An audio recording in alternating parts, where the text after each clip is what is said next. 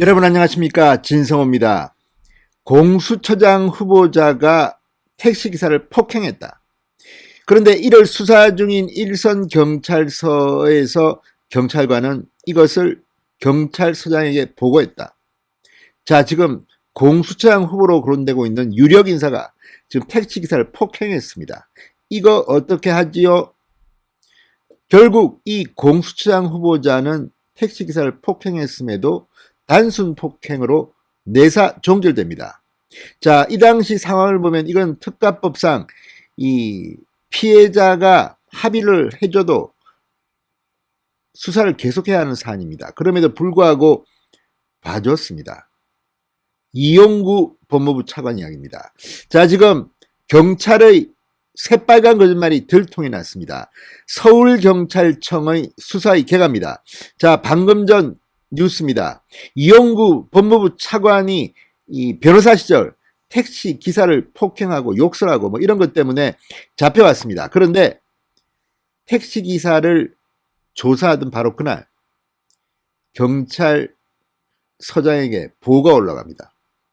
아, 이 사람은 법무부 법무실장을 지낸 유력 인사로 차기 공수처장 후보로 거론되는 인물입니다.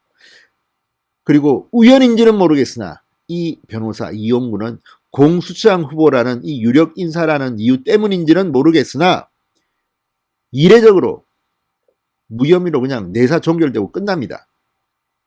그리고 한참이 지나서 법무부 차관에 취임합니다. 그리고 택시기사 폭행 사건은 다시 검찰과 경찰이 수사하기 시작했습니다. 자, 이 모든 것의 열쇠는 과연 이용구가 문재인 정권의 핵심 인물이기 때문에 서초경찰서가 봐줬느냐 여부입니다. 그런데 서울경찰청이 충격적인 사실을 알아냈습니다. 당시 경찰들이 인터넷 검색 등을 통해서 이용구가 공수처장 후보자라는 것을 위에다가 보고했고, 우연인지는 모르지만 이용구 당시 변호사는 내사 종결됩니다. 자, 이 사건 지금 서울경찰청은 7천여 통의 전화통화 내역 등도 지금 점검하고 있습니다. 상당히 많은 경찰 간부들이 줄줄이 징계받거나 형사 처리될 것으로 보입니다. 진성호의 융단 폭격 시작합니다. 서초경찰서를 융단 폭격합니다.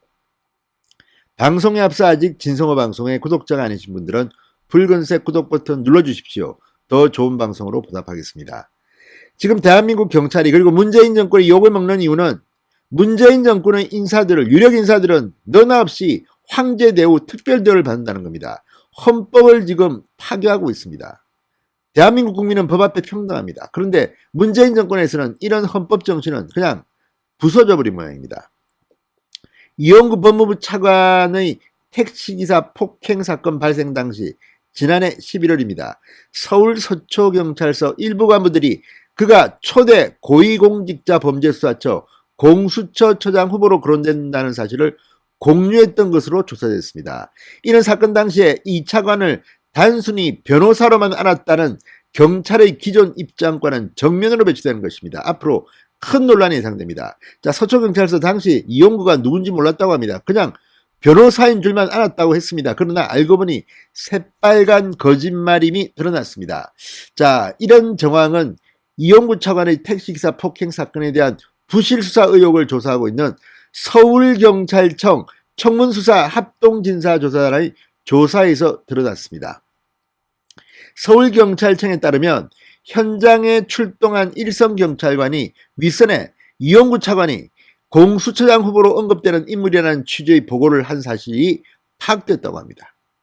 그러니까 경찰은 그동안 서초경찰서가 단순히 이용구는 변호사이라고 알았다 그랬는데 알고 보니 공수처장 후보로 보고까지 했다는 겁니다. 자, 진상조사단 관계자는 중앙일보와의 통화에서 이렇게 말했습니다.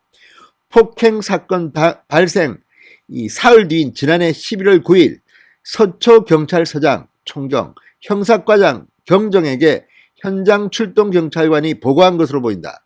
진상조사단은 인터넷 검색 기록 복원 과정에서 형사과장이 피해자인 택시기사가 경찰에 출석하기 전 업무용 컴퓨터로 이차원 기사를 검색한 정황을 찾아냈습니다. 자, 이 택시기사가 경찰에 출석하기 전에 이미 형사과장은 이차관, 당시 이용구 변호사의 정체를 알고 있었던 겁니다. 기사 내용에는 이용구 차관이 공수처장 후보로 거론되고 있다는 내용이 포함됐다고 합니다. 검색 당일 서초서 형사팀에서는 택시기사에 대한 피해자 조사가 예정되어 있었습니다. 택시기사는 정말 억울하겠습니다. 아니, 이렇게 거짓말을 하는 대한민국 경찰, 이걸 또 경찰이 밝혀냈습니다. 이 아이러니는 뭔가요? 앞서 경찰은 이용구 차관이 당시 단순히 변호사라는 것만 알았고 구체적인 경력은 전혀 몰랐다고 해명해 왔습니다. 이게 새빨간 거짓말임이 들통이 난 겁니다. 자, 법관 출신인 이용구 차관 2017년 8월부터 지난해 4월까지 법무부 법무실장을 역임했습니다. 공수처법이 지난해 1월 국회를 통과한 뒤로 법무부에서 공수처 출범 준비팀장을 겸임해 초대 공수처장 후보 중 한 사람으로 꼽혀왔다는 겁니다. 진상조사단은 서초서 간부들이 수사를 직접 담당하는 경찰관에게 압력을 가했는지 여부를 살펴보고 있습니다. 자, 그러니까 이제 아는 겁니다. 이용구 변호사가 뭐 폭행해서 걸렸는데 알고 보니까 초대 공수처장 후보다. 무슨 조사 준비팀장이라더라. 자, 이 사실을 알고 바로 그날 택시기사 조사를 합니다. 피해자 조사를. 일선 경찰관에게 야, 그 사람 공수처장 될지도 몰라. 잘해 살살 다뤄.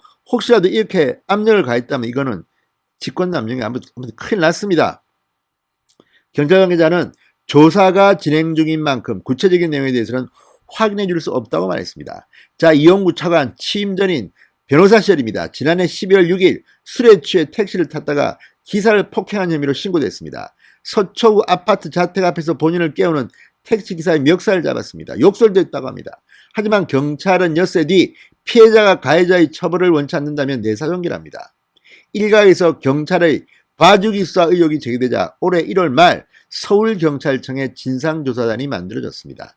진상조사단은 이창원을 비롯한 서초경찰서 수사팀 등 관계자 통화 내용 7,000여 건을 지금 확보해 분석하고 있습니다. 이와 별도로 검찰도 이용구 차관 사건 수사를 하고 있습니다. 자, 이제 이용구 차관의 이 의혹, 그리고 서초경찰서 내에서 공수처장 후보로 알고 있었음에도 몰랐다고 단순히 변호사인 줄만 알았다는 이 거짓말, 어떻게 처벌될지 국민들은 두 눈을 부릅뜨고 지켜볼 겁니다. 진성호의 융단 폭격이었습니다. 여러분 감사합니다.